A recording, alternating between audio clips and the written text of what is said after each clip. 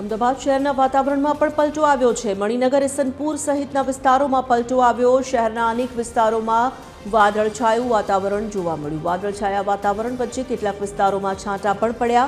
ભારે પવન સાથે શહેરમાં ધૂળની ડમરીઓ પણ ઉડી। એસજી હાઈવે સહિતના વિસ્તારોમાં ધૂળની ડમરીઓ ઉડતી જોવા મળી હતી। અમદાવાદ શહેરના વાતાવરણમાં પલટો આવ્યો છે। અત્યારે ધૂળ ભરી ડમરીઓ અને જે પવન છે તે ફૂંકાઈ રહ્યો છે।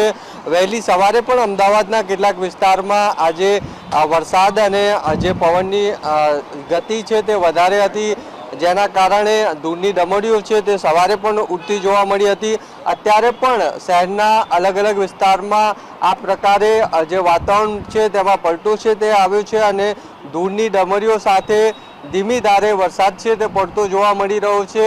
પવનની તીવ્રતા છે અત્યારે વધારે છે તે જોવા મળી રહી છે।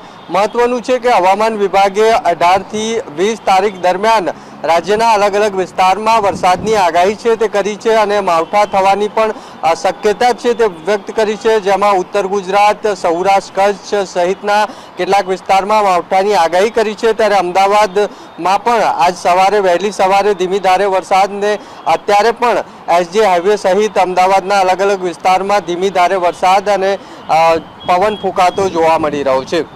કેમેરામેન વિજય પરમાર સાથે મૌલિક ઉપાધ્યાય, TV 13 ગુજરાતી, અમદાવાદ।